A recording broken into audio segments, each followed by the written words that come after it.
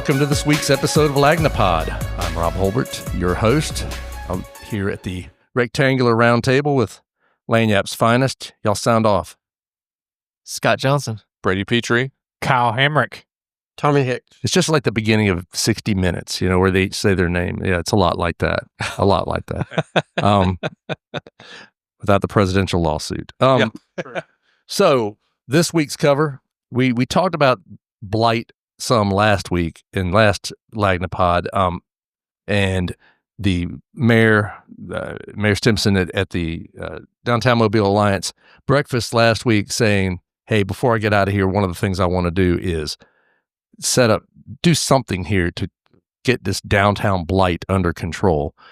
But Brady, this week, you kind of went through some of that a little bit, but also then went and talked to the 75 people who are running for mayor and asked each one of them what they thought about blight. I think it's up to 76 now. Well, okay, but I can't. That's besides the point. Look, that's you got to have the whiteboard is constantly being erased. I don't know.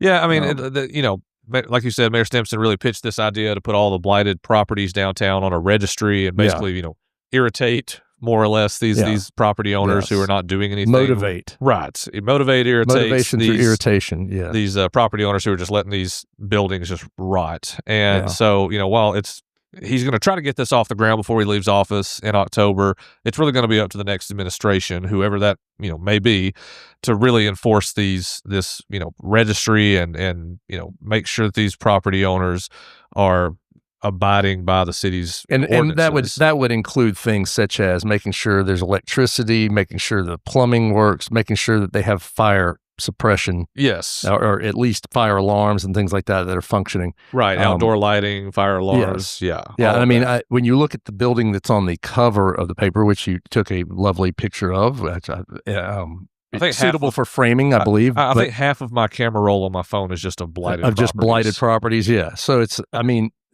This building would seem to me probably not to have perhaps any of those things that that does not look like it might have electricity, plumbing, or any sort of fire suppression or fire alarms of any sort. So somebody like that who has that building, they might find themselves having to put some actual cash into it. Right. Yeah.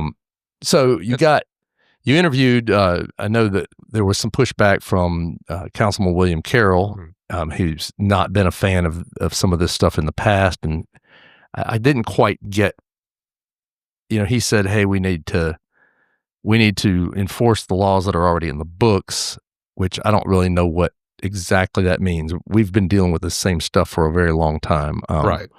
But that's his take on it. The question of whether the council would be behind this or not.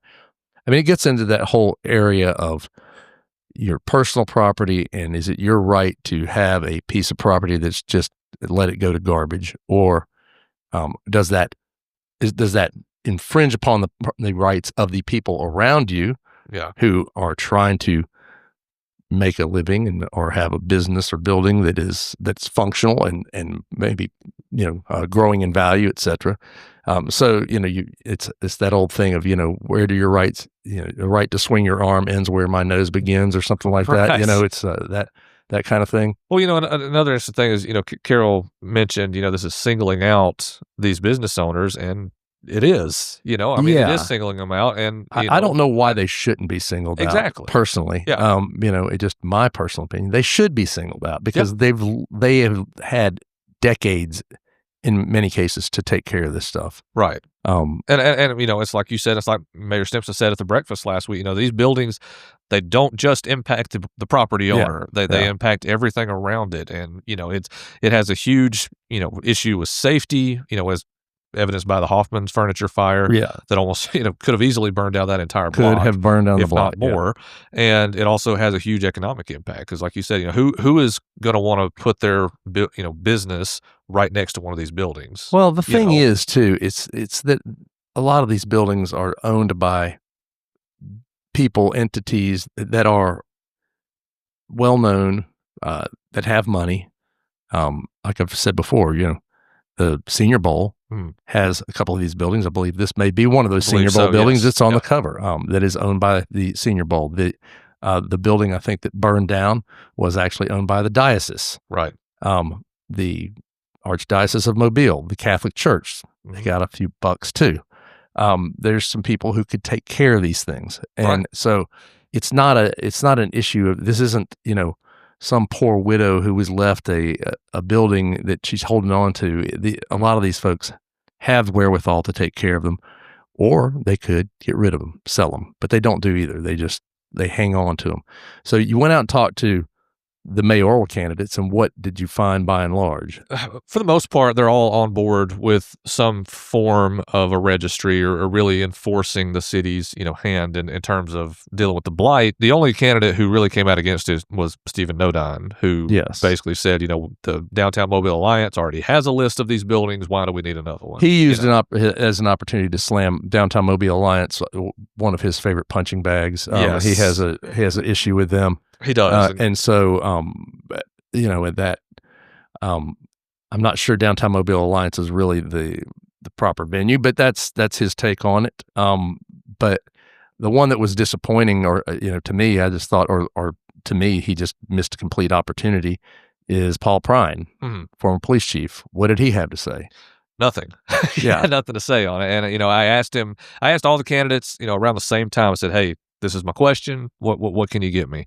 And for the most part, they all got me, something relatively quick. And, Prine initially had told me that, we could talk on the phone about this. Yeah. He seemed very open to it. And then as the deadline got closer and closer, he eventually just said that he hadn't read or seen enough on the topic to provide, quote, a reasonable response. And, this is, that for somebody who I think a lot of people point to as kind of a single issue mayor in terms of, he's really wanting to hammer home law enforcement and public safety. This was a key opportunity for him to be like, hey, I'm not just about this one thing. I can handle blight. I can handle these issues, and drop the ball on it, it seems. To me, I would say, there's an opportunity there to express some ideas and some thoughts. And his thought was, I have not read enough about this, even though he was given some time to possibly go and read about it. Yeah, absolutely. One would assume as the chief of police, he would have been aware of the condition of downtown as well. This shouldn't be a new issue for him, period. We've written about blight so many times over the past couple of years. And, going back to a story I've written before where I spoke with James Barber, former police chief, who said, hey, when I was police chief, blight was a huge issue. We had all these rundown buildings where a lot of gang operations were set up in these and everything. And so, you're right. He did have, I would assume, as police chief, have opportunities to look at blight and the correlation with crime, and this seemed like the perfect opportunity for him to do so. But it does. You look at it and you wonder, like, well, what is his plan to be if he's going to be a strong candidate in this race? And there are many people who are behind him. There's certainly a loud coalition of people who want Paul Prine to be mayor, and I just still, like every time we get we try to have a conversation with him about something, he doesn't want to have a conversation about it, whatever it is, whether it's where he lives or whether it's downtown blight or it's anything. It is just, I'm not going to talk about that. I don't know how you run for office with that going on. I can just say this, if there's nobody that I would be comfortable with running for being mayor if they don't have some kind of opinion on this. Yeah, absolutely. And even Pastor Michael Woodard, who's the latest one to jump into this race, he was the first one who got back to me with a response. And he's make of his response what you will. You could read the article, but like I said, he got something to me, and this is somebody who has not held public office, position before. I would just venture to guess that 85% of the people in this area have some kind of understanding of this and thought about it. If you've been downtown, period, you've probably seen it, and you may have some thought about it. Yep. I just find it hard to believe a guy could say, I don't know enough about it. Yeah, and if he's going to say it on this, what is he going to say on infrastructure or other key issues? I know we sound like we're landed on them kind of hard, but it is. This is a situation where it's an opportunity for somebody who's running for mayor to I know Prime would love to just make the race about crime. I understand that. And I'm sure there are several people who would like to make the race strictly about crime. Yeah. It's the easiest thing to talk about and offer potential solutions that will not do anything for the most part. I mean, we can get into that, but I think that, we'll talk about crime and talk about crime and talk about crime and hope that something happens to it. But, when he was chief of police, there was crime. Yeah. When Lawrence Batiste was chief of police, there was crime. Mm-hmm. It's this on and on and on. It's not, there are other issues that we need to have some answers to. And I hope that, and some of these people will. When you've got 76 candidates or 75 candidates in a race, and you're the only one who doesn't provide any kind of response on a topic like that, you're going to stand out, not for the right reason. Yep. Stand out like a burned out building. Doesn't look good. Anyway, Exactly. We're going to take a quick break. We're going to come back and talk a little bit of sports with Tommy Hicks. We'll be right back.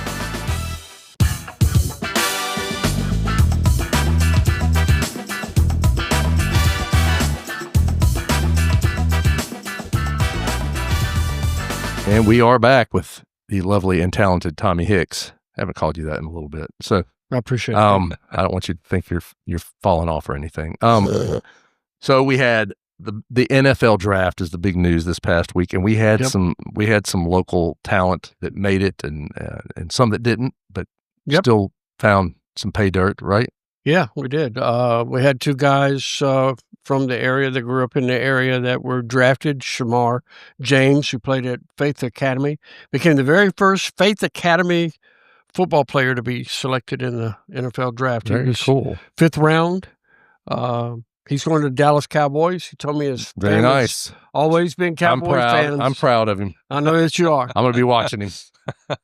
Good player. I mean, really good player. I think he entered the draft after his junior year, so he should do well there. I was happy with the Cowboys draft, and he was overall. Overall, Okay. Very happy. Yeah. And then, of course, Riley Leonard from Fairhope and Duke/Notre Dame was drafted by the Indianapolis Colts in the 6th round. So good for him too. That's a good fit, I think. Yeah, the Colts are a good fit for him. Yeah. So that'll be interesting. We had 4. South Alabama didn't have anybody selected in the draft, but they did have 4 players that were undrafted free agent signed contracts. We had so that typically happens pretty quickly after the draft. I mean, this happened like 5 minutes after the last. So the draft's over. Mr. Irrelevant was picked, and then right after Shedeur Sanders was picked. Yeah, and then pretty much. And then they called him, right? And then they called him. Yeah, and then they start hammering them. Then so it was. Yeah. It was good. It was.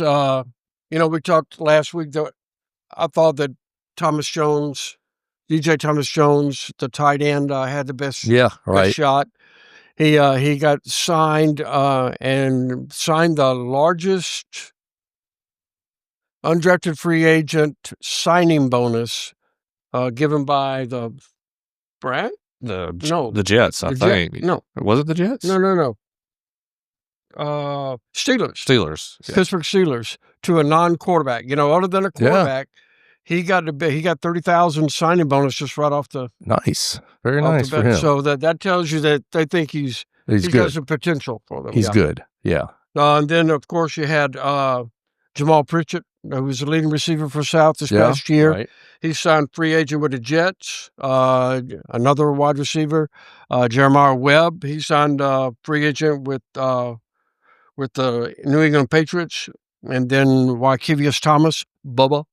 That's why everybody knows him as Bubba. He signed with the Seattle Seahawks. So that's good. I mean, that's a good little haul for South. Yeah, it's good for South to have that players in happening. Yeah, that's great. And then you said a lot of these guys played at the Senior Bowl, I believe, right? So Riley and James did play in the Senior Bowl. The Senior Bowl had 106 of their participants get drafted. That's a good number. They set a record with 50 of their players picked in the first 3 rounds. Previous high for them was, I think, 45 through the first 3 rounds. So that really helps solidify the Senior Bowl, continues to make it look like this is the place that people need to come, right? Like maybe quarterbacks? Yeah, maybe quarterbacks. Maybe quarterbacks. Maybe opportunities missed. Maybe there's a tale there. Is there anyone we should mention here? There's a cautionary tale, perhaps that maybe that should be looked at. Our good friend Randy Kennedy had a pretty good column this week. Yeah. Oh, yeah. Yes. Yeah. He talked about a quarterback who chose not to attend. Yes. And apparently it had some bearing. Yeah. Well, so speaking to the Shedeur Sanders issue, obviously he was touted as potential number one. He went in the 5th round. As a number 1 round, not number 1 overall, but early even top he 3, was, right? Some people were talking about considered possible top 3 quarterback, top 3 player, and then fell to the 5th round, and getting prank called along the way by the son of the Atlanta Falcons defensive coordinator, who I imagine may have been a bit peeved. We have a little news on that, don't we, Brady? Yeah, the NFL is actually fining the Falcons $250,000 for leaking that information, and they fined the defensive coordinator himself $100,000. Pretty expensive prank. That boy, son, you ain't living at the house I'd be bringing that boy home for his senior year to work at Taco Bell. If you're that kid, you don't go home for Thanksgiving or Christmas. Yeah, this year. You just find other plans. Yeah, I don't. They found their new mascot who worked for free. Yeah, definitely mascot full time. Yeah, he needs to be doing something. The Dirty Bird. Yeah, he needs to be doing something. That was it. But I mean, anyway, his precipitous fall. Yes. Was what was the reason for it that you've heard? I mean, I heard something about bad interviews and I mean, certainly there's this attitude that is pervasive with him of constantly saying he's legendary, and I mean, he answered, you want something for dinner, legendary. It seems to be like his answer to almost everything. But I mean, is it just certainly there have been kind of overly cocky players in the NFL before who have been picked high. His father being one of them. Although his father could back it up, I would say. I mean, but his father didn't really like to tackle. He didn't like to tackle. He didn't really have to tackle that much because they didn't throw the ball at him. That's true. He did shut down basically an entire field, half the field. And if you threw at him too much, he might be in the end zone. I mean, I would still say he was the fastest player in uniform I've ever seen, but he's up there. Hayes? Faster than Hayes? I didn't see Hayes. Oh, okay. But now I've really dated myself. Yeah. I mean, okay. And I'm not talking Isaac either. Yeah. So what you talking about? Anyway. Well, I think teams take a lot. You can see film and you can see what a player can do, and a lot of the things that I've heard since the draft was that the tape that they saw a lot of little mistakes that they didn't like. Okay. I mean, accuracy issues, right? Decision but issues, more so than like Jalen Milroe. Yes, I mean, I wouldn't consider Milroe a great pro quarterback. Would you? It's going to be interesting. I mean, he's certainly a great athlete. He's certainly that, but he didn't dazzle anybody when he was here. Yeah. His accuracy was a big question when he was here for the Senior Bowl. He's a project quarterback. The Seahawks took him, and I think they're looking at it like, hey, we can kind of mold this guy into what we want, whereas Sanders is probably a much more difficult project to manage. But he's not, I don't think Shedeur's very quick. He's not fast. No. Oddly enough. He did not get his dad's his dad's speed. He did not. So he's not fast, which in the NFL these days, being able to run is a big deal. But you have to go into the interviews matter. Yes, the interviews matter a lot. Yes, and you've got the general manager in there, you've got the head of scouting, you've got the coaches, you've got everybody you need to impress. And when you're on your iPhone and you're sending text messages while you're supposed to be, that's probably not a good sign. So that's the kind of thing we're hearing, that maybe he was just very distracted during during some of the meetings. If it was a team he was interested in, just from the stories I've heard. Yeah, right. I obviously have no way of attesting this, but from what I've heard, that if it was a team he was interested in playing for, you got the He's full locked in. attention. If it was a team he didn't really care about being drafted by, and he didn't really care about being in the room. But it did kind of have the feeling of like everybody had kind of got together and said, let's not draft this Let's guy. not pick this kid. Let's not pick this kid, you know. Well, I mean, somebody can get him in the 5th round. That's fine. And he's going to a team that picked another quarterback in the 3rd round. I know. And so it's you know, I mean, what are the Browns? I mean, saying? it is really. First of all, I mean, if you're picked by the Browns as a quarterback, you might as well just go ahead and do something else. Just hang it up. Yeah, just stop, retire right now. I mean, it's just not. It is the place where quarterback dreams go to die. I mean, it is. I think the Browns taking Sanders is a clear case of an owner stepping in and being like, "Hey, this guy's available. I see money in the air with all these jersey sales. Yeah. Let's go ahead and take a flyer on." Yeah, the coaching staff didn't seem happy. They did not. They didn't seem happy at about all. it. Yeah, they didn't seem like they were overjoyed to have him joining the team.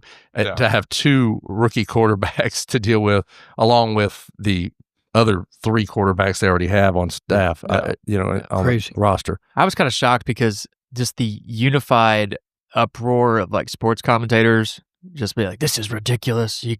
This should not be happening to this guy. And then you had even like Donald Trump chiming in. I was like, what is going on right now? Like, I didn't even know this guy was a big enough deal for all this outrage or faux outrage, whatever it was. But I mean, Mel Kiper lost his mind. Yes. Well, it made Mel's always lost his mind. Mel didn't look good, in terms of his predictions on that one. Yeah, right? wasn't a good look. Good. Mel Kiper also said that he would retire if Jimmy Clausen was not, the world's greatest quarterback, and I think Jimmy Clausen was out of the league in 2 years. Jimmy who? So exactly. But Mel is still with us. Yeah. So maybe they all had money on the draft, and that blew out their. Well, it'll be a fascinating thing to see. I don't, just the fact that he went to Cleveland, I would, you'd have to bet that he will probably never have an opportunity to prove that he could be any good anyway, because nobody can come out of Cleveland and play quarterback. It just has been a garbage spot for quarterback. I mean, it's impossible. It's that or the Jets. Which one do you want to die? What hill do you want to die on? I mean, those are the two. Cleveland has the 2 worst places to be drafted. Yeah, Rock and Roll Hall of Fame's in Cleveland. So well, yeah, you can go do that, and it's close by. So, yeah, there's something to visit.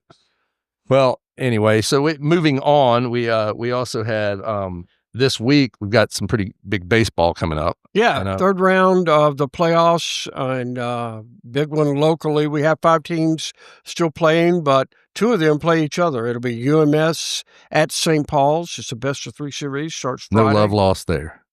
I'm sorry? So no love lost between the 2. No love lost. So it'll be a lot of fun. Both of them had to have comeback wins in Game 3 last week to make it here. This game. Yeah. So it's going to be. I think it's going to be a really good series. All right, great deal. All right, thank you, Tommy. We appreciate it. We'll come back in just a minute, a little bit more.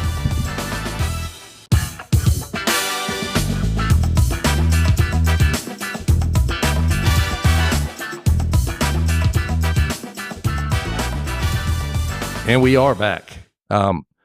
So we had a couple of stories this week about the renaming of what I call Gulf Quest still, because I'm old school. So does Mayor Stimson. They can't stop calling it Gulf Quest. The National Maritime Museum of the Gulf of Mexico is changing its name because President Trump changed the name of the Gulf of Mexico to the Gulf of America. And then people in the legislature were jumping on that, and they were going to codify this in law, right? So that's right. So what the Maritime Museum went ahead and said, we're doing this, right? Yeah, they jumped out in front of this and said, we just want to go ahead and get it over with. And so they just dropped of Mexico from the end of their name. And so it's the National Maritime Museum of the Gulf. Of the Gulf. That's what they're officially named now. And they could be the Gulf of Tonkin, could be the Gulf of whatever. Could be whatever Gulf you want it to be. Yeah, any Gulf. Yes. Anywhere you want it to be. But I mean, they went ahead and changed it and got out in front of this. And I mean, you had, like you said, Trump's executive order, you had the state pushing for it. But then yesterday, the state came out. And I was really shocked by this. This bill to make it the Gulf of America really had the momentum, but it just died. It died in the Senate committee. It got 4 votes for it, 4 votes against it, and a tie vote means you can't move forward. Committee? There were three Democrats and 5 Republicans, and one of the Republicans joined the Democrats. Sure, who that? Do you know That was Jay Hovey from Auburn. Yeah. From where? From Auburn. Oh, Auburn. Who crossed the party line and voted with the Democrats. If he had not have done that, the Gulf of America bill would be moving on to the Senate floor. It would have required any sort of state agencies, et cetera, to change their name. Did any Mobile or Baldwin County people vote in favor of this on the committee? Chris Elliott okay, so voted he for voted this. for his constituents to have to change all of their signs. He was the chairman of the committee. Chairman of the committee. Well, why didn't he just do a voice vote like he's done before? Well, he did do a voice vote. Oh. And four said no, and 4 said yes. I didn't think you have to count. Brady, yeah, you do have to count for a voice vote. You read the Gulf Quest story, right? It was $40,000 to change. That's what they were thinking to do all of the. $40,000. That's what they're thinking is going to cost to change everything, and they're not changing any of the existing exhibits. This is all for work that's ongoing, future exhibits, things like that. They're not changing anything that's currently in the museum. So, but it's going to cost them around $40,000 to do just that. That seems like a good use. Yeah, that's kind of for a facility who just recently, the city council had to bail them out again. Yeah, I mean, for a facility that often brings in 200 or 300 people a year. I mean, it's getting better. They're trying. They're working on it. Trying to that Margaritaville. I think they've got some good things going. I'm not trying to. They're trying to make the best of it, but yeah, spending $40,000 for a name change, probably not in the budget. No, not a great idea. Probably not. Oh, and Scott, I have to go back and say a voice vote. You were right. You don't have to count everybody for a voice vote. You just do. Everybody say aye. Everybody say no. But what happened in this committee was a roll call vote where you say, Scott, how do you vote? Ashley, how do you vote? Sorry, I just had to go back in there to correct that. My mind was just not. Do you not think there was for a second? Do you think that the crossover vote was a surprise, or do you just think that? I think it definitely was a surprise. It definitely was a surprise to me because this thing sailed through the House. The Democrats from Mobile and Democrats from all over the state were talking about how they thought this was a dumb move, how much it was going to cost, but it seemed to have. I mean, it's got the support of the governor. She called me. Yeah, hey. I mean, if she woke up for this, she sure did. She called it the Gulf of America in her. She was there when they named it the Gulf of Mexico. She sure was building sandcastles. Yeah, she was right there. It is ageism. I'm sorry. Yeah. Yes, it is. Sorry. She's too old to be governor. Yeah, sorry. So this definitely came as a surprise to me. Wait, did he make a statement? Why he voted against it? The Auburn. He did not. He did not. He just said, "Nope, ain't doing it." Well, there you go. It is this thing is just fascinating in terms of just the amount of heat that it engenders, that it brings out in people. The anger level over this is unbelievable. I mean, it's just super intense. The comments on the Facebook page. I can't wait till hurricane season. I mean, oh yeah. Where is it? The Gulf of America or the Gulf of Mexico? Where is it? One thing I've seen since the we published a story about the bill failing and everything is everybody's like, well, why did the museum go ahead and do this? And I think the easy answer, and I haven't been able to confirm this, but I think the easy answer is if the city wants to go ask for federal money, there's no way that the White House or whoever can hold this over the city and be like, hey, you guys change this name or else. Do you think that's going to be good enough that it's just the Gulf? I mean, that's a good point. I don't know if that's going to suffice or not, but I think that's kind of the thinking there is that the White House can't hold this over our heads in order to get funding. As someone who's had to write out that name before news articles, I'm completely behind shortening the name. So especially for some former employees who were very adamant about writing the full thing. and it makes sense too to shorten it to the Gulf because that's what everybody calls it. Yeah, I mean, nobody says let's go to the Gulf of Mexico, the Gulf of America. I mean, you're not. He says Gulf of Mexico is John Cougar Mellencamp. That's right. The Gulf of Mexico. Did you want me to pull up the song now? Yeah. Well, you're not ready. We don't have time to wait for you to sift through your Apple Music to find the Little Pink Houses, but yeah, I mean, it is. We people get online and I really think they're going to kill each other at some point over this. I mean, it's just the I was reading the comments on Facebook from this story, and it made me sad after a while. I was just like, God, I know some of these people, and they're losing their minds, calling each other names, and just like, I really thought if these folks were in the same room right now, they would kill one another. God, they would kill one another massacre over the Gulf of America, Gulf of Mexico thing. Gulf of Mexico. Yeah. He's going to change that song. He better. Yeah. He better. Anyway, it's T-shirt sales are going to be super hot, though. I mean, like Gulf of America, Gulf of Mexico. It's a team now. I mean, it's apparently Ashley said she has some T-shirt experience on this. The Gulf of the Gulf. Down at the Gulf. The Gulf of the Gulf. The Gulf of Gulf. With a friend of mine, and she really wanted a Gulf of Mexico T-shirt. I was like, we are nearly 50 years old. I've never seen a Gulf of Mexico T-shirt one time in our entire lives of growing up here. But sure enough, there were a million Gulf of America T-shirts in all of the surf styles and all of that. And she was very upset by that. So she had a Gulf of Mexico T-shirt airbrushed that she is now sporting. And I was like, well, I hope that makes you feel better. My wife and my sister-in-law and all have a kayak group. They bought Gulf of Mexico T-shirts and wore on the last trip. Yeah. Yeah, they're out there. I just imagine Jim Cramer being like, invest in textiles right now. Just because invest. Joke's on them because all the T-shirts are made in China anyway. And tariffs on the Gulf of Mexico, Gulf of America shirts. It's something. I mean, it is really amazing the amount of heat and energy that this name change thing really gets going.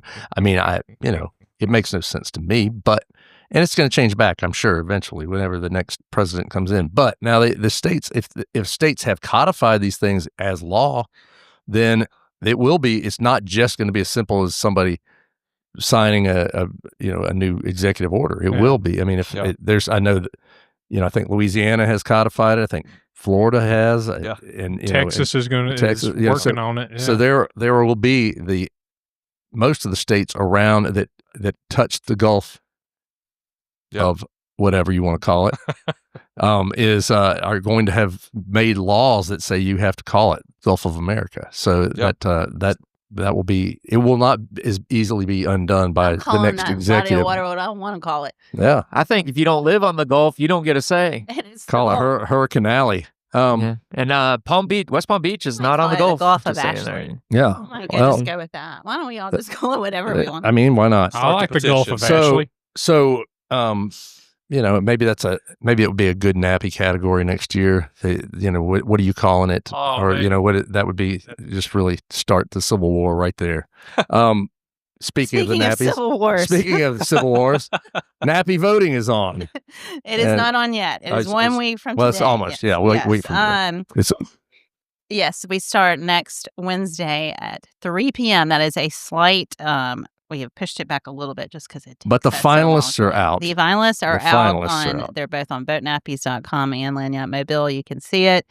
We prefer that you get a subscription and come see it at Lagnia-Mobile versus going to look at it for free at votenappies.com. Yes. But yes, you can vote starting next week once per day per category. And, yes. And it'll go through June 1st, and then we'll tally it all up and announce the winners and have a big old party in July and announce them in the July 16th issue again. Yes. Well, good. All right. Well, that's all we have for this week, folks. Thanks for listening, and we'll be back next Thursday with the next Lagnia-Pod. Take care. The Lagnia-Pod is a Something Extra publishing production. Executive producers are Rob Holbert and Ashley Trice. Music is by Some Pulse Sounds and Electro Animals. Only subscribers like you have access to this podcast. Tell your friends they can sign up at my.lagnia-mobile.com.